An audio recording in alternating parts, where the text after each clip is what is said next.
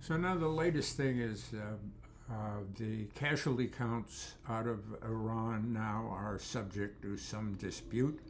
The official death count is 13, as I understand it this morning, and there are other reports that it may be as high as 1,000.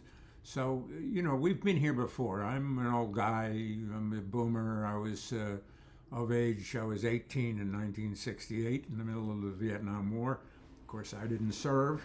I had a 1Y because I was big and fat and couldn't fight. And I spent my time at home, relaxing, not working, while others died in the name of the United States of America. So Vietnam, as with a lot of my generation,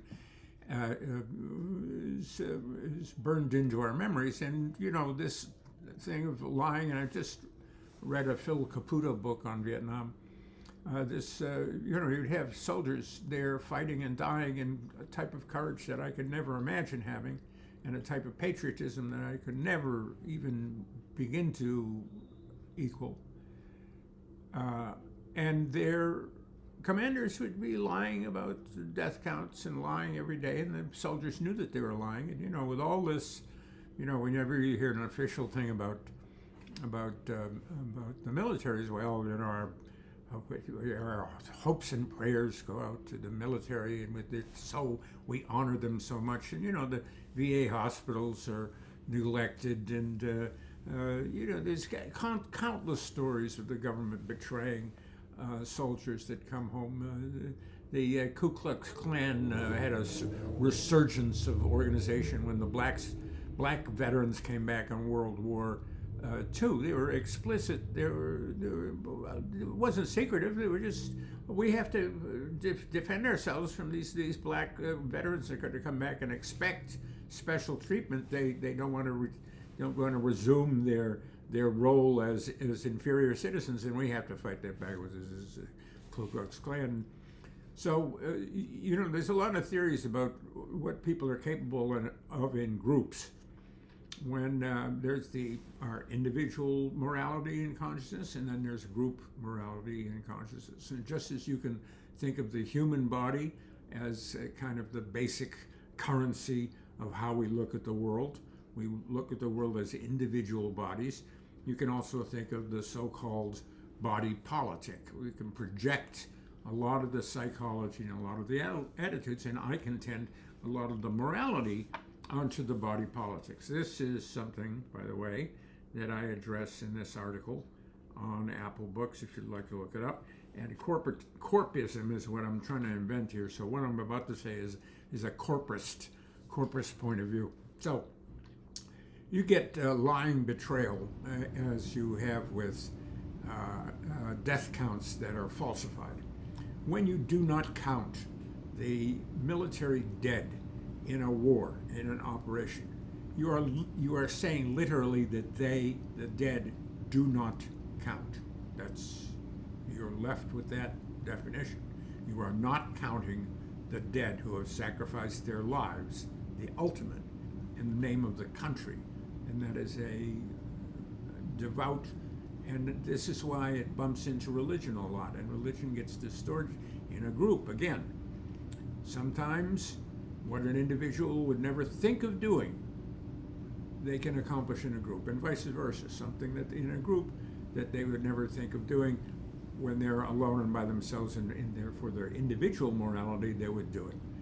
Someone who would never kill in an army would kill to defend their individual families, and vice versa.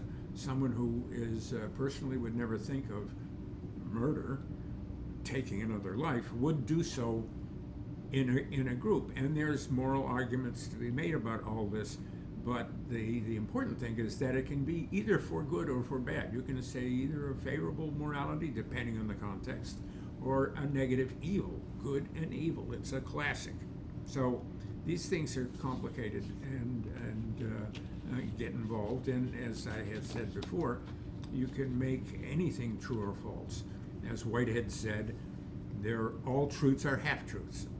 They're either the truth or not truth. So just on a very basic level, and physics actually correlates to this as well.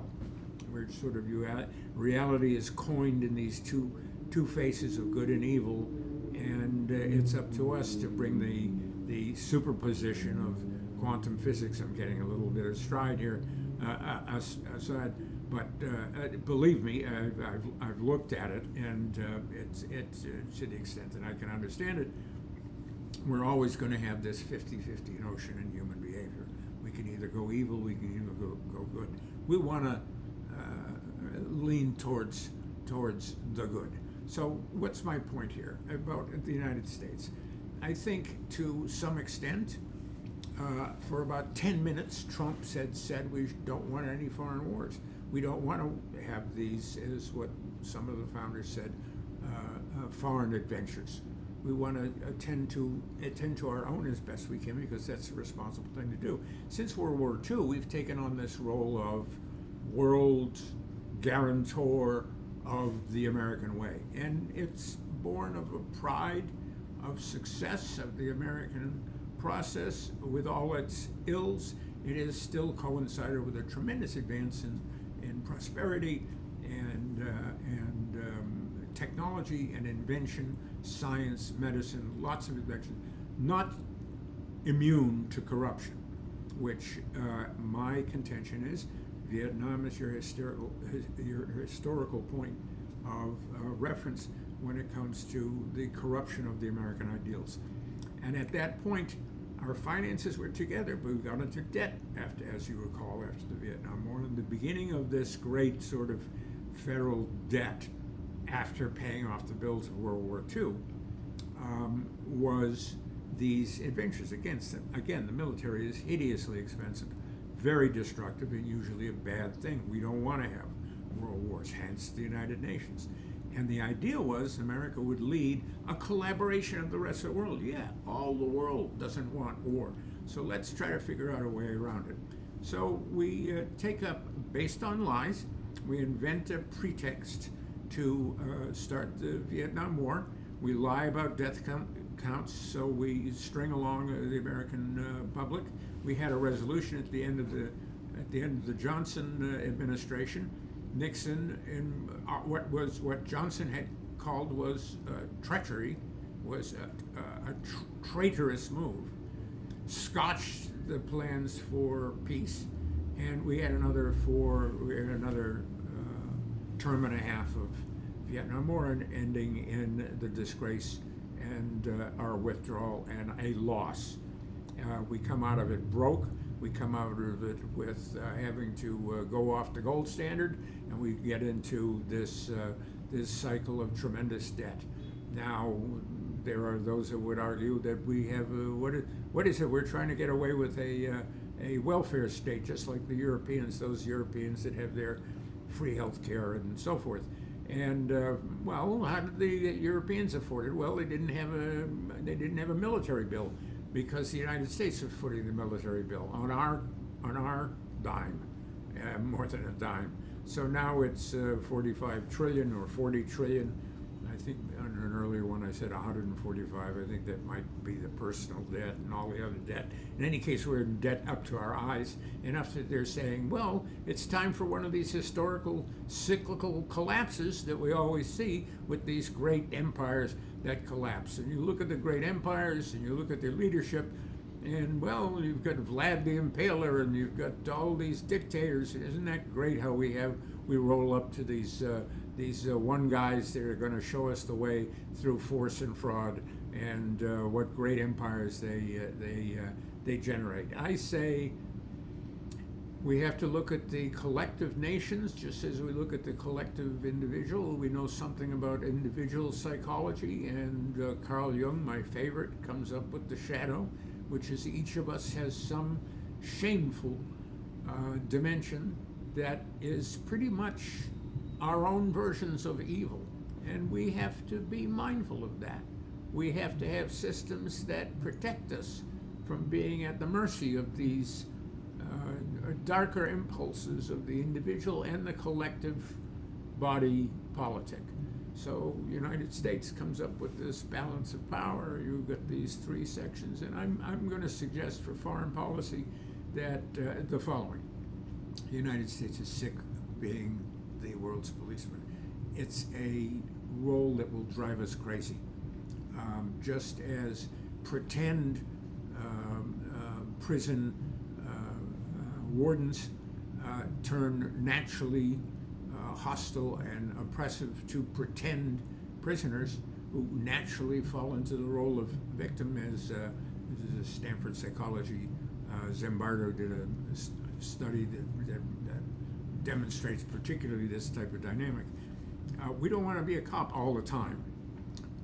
We got to retire. We got to get some sleep every once in a while. We can't push it. We need police.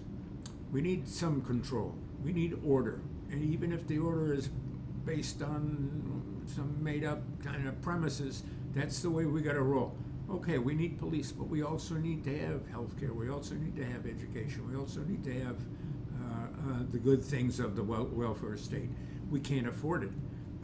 Our economy is distorted because in international trade, we have the alternative of using labor from countries where people are literally starving to death. So it's great that China got enlightened and thought of a market economy. Before there was histories of famine.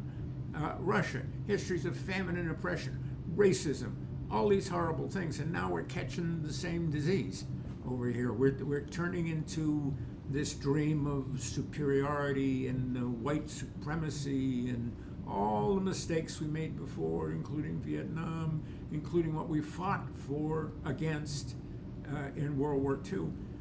We got to work this out, and I suggest a balance of power. I suggest that we've got three dimensions. We've got business, we've got the nation, and we've got religion.